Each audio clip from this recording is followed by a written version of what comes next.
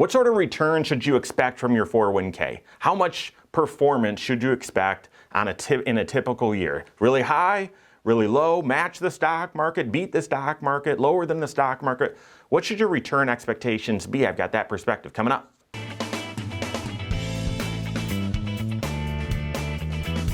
My name is Mike Bernard. I'm the host of the Wise Money Show. I'm also one of the certified financial planners right here at Korhorn Financial Group. Make sure you hit that subscribe button, turn on notifications, and smash that thumbs up button. So your 401k is arguably your most important wealth building tool at your disposal. Is it perfect? No, it's not, but it's what we have. Your 401k or your workplace retirement plan, whatever tax shelter you're using to save up for retirement, I mean, that's your most important wealth building tool at your disposal. So therefore, how much should it return? I mean, that's a big question. What performance should you expect every single year?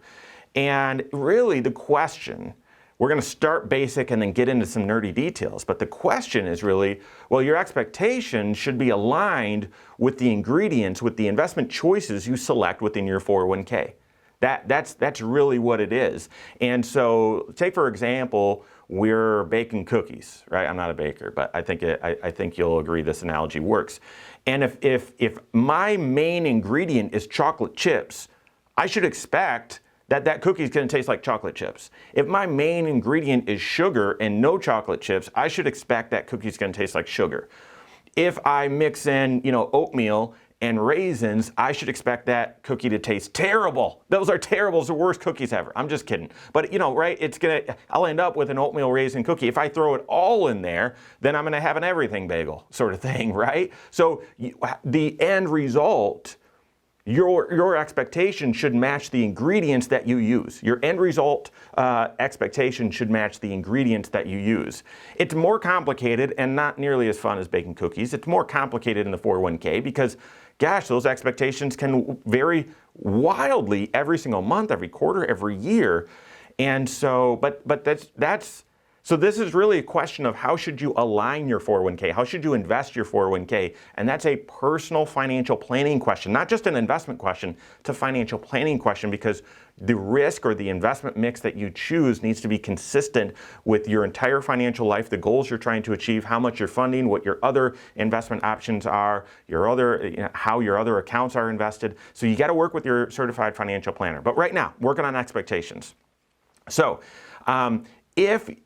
typically, if you're looking at your 401k, you've got lots of choices of ingredients, although there's been a big push to give you very few ingredients and a lot of, target date funds and balanced accounts. But most of these ingredients look like what's on the board with terrible penmanship and written not straight here. But you've got large cap stocks. Typically, you'll use that ingredient, small cap stocks, international stocks, emerging market stocks, a bunch of bonds. I've just made it simple and, bonds, and then high yield bonds. Those are typical ingredients that you're going to use.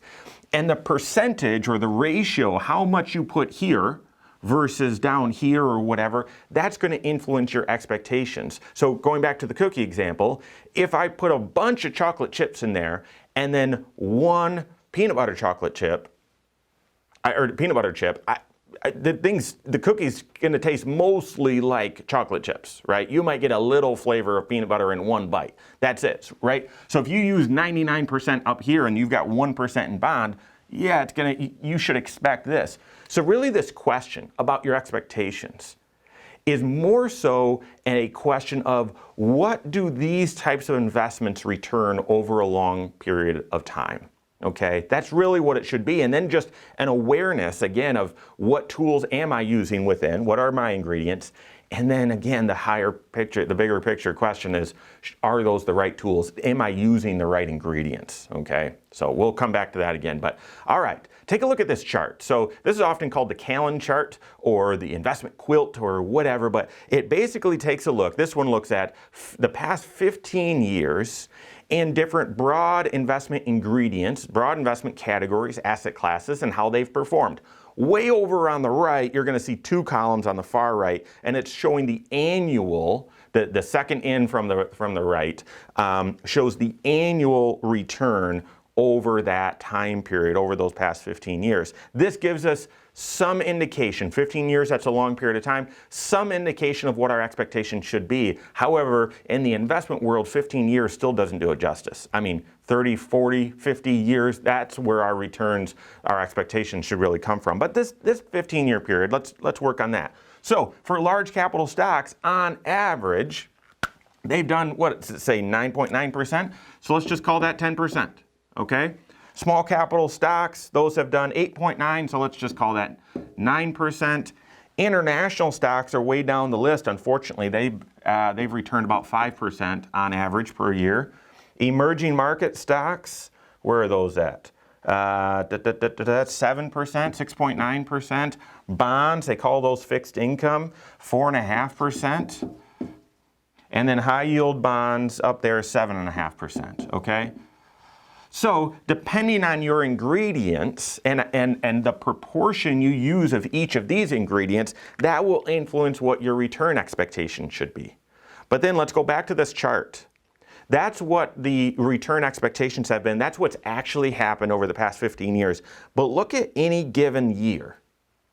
In any given year, those colors are all over the place. Those colors, let's see if there's any year that matches exactly how the average turns out. I'm not seeing one. And again, just to use colors, I'm not seeing any given year where green was the very best and orange was the second best and dark blue was the third best. I'm not seeing any given year. In fact, take a look at that. Large cap, which has been the best return over those 15 years, was only the best once in 2019, right? And so any given year, your expectation should vary quite significantly from what this average is. But that's where I would encourage you not to make long-term investment choices based on just a short sample size. So again, I would use a diversified mix, but I'd complement that with a momentum system, a system to adapt, all right? But this is where you're using a diversified mix. So you're going to see on this list, they've gone ahead and they've created an asset allocation. One of these colors is just their own mix, their own blend, their own ingredients. Like how would you fit all of these together, and therefore what should your expectations be? And for this example, it's not too uncommon. They've picked about a blend of these stock allocations of about 60% of these up here and about 40% of these down here. It's not perfect. For those who are really detailed, you can see I'm making it a little more simple.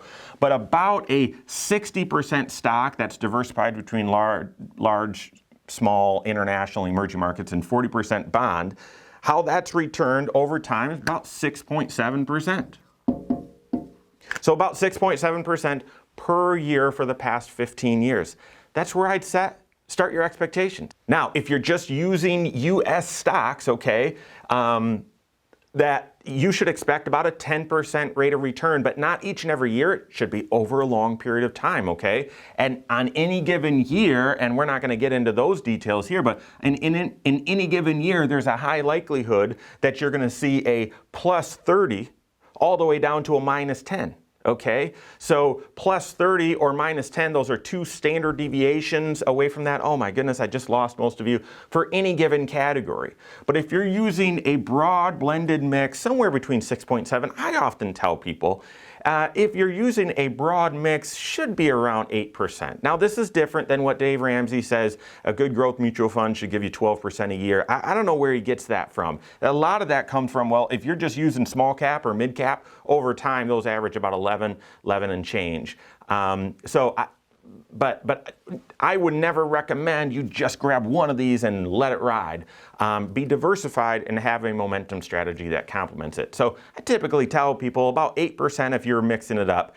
If you've got a mix, but you're mostly in stocks, should be 9-10% over long periods of time. Okay, maybe a little bit more some years and maybe a little bit less. If it's mostly bonds, then you should expect somewhere in the 4, 5, 6% range, right? And that's going back in then a certain interest rate environment. We'll see if we can get that moving forward. So the big picture is, okay, let me wind this down. Your expectations for your 401k performance should be anchored to, should be connected to the ingredients that you use, and your certified financial planner wants you to use the right ingredients. And then just know that those expectations are long-term averages. In any given year, who knows, right? It's a leaf in a hurricane as to what's going to do the best or the worst or how things are going to navigate. And if that's not, I don't love that answer, but that's the truth simply because no one knows the future, okay?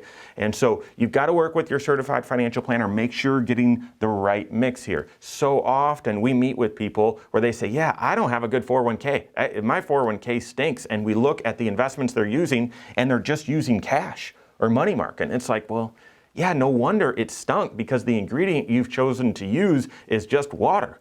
You're trying to bake cookies with just water. It's not going to bake very well. You're not going to like the taste of that. And so, or some people, after they've seen a lot of volatility, they say, yeah, my 401k is doing great. Well, they're all in large or maybe all in large growth or something like that. That has worked for a season but may not work in every season. So work with your certified financial planner. Make sure you're using the right ingredients. Make sure those ingredients are consistent with your overall financial plan, with the goals you're trying to accomplish, with the other investments that you have, okay? Work with your CFP on that and then use that to set your expectations for what your 401k should be producing, performing each year or over the long term. If you don't have a CFP on your team, you can contact one on my team. Find us online, Korhorn.com. That's Korhorn with a K, wisemoneyshow.com, or just give us a call, 574-247-5898. All right, there you have it. Go out and take your next wise step in your financial life.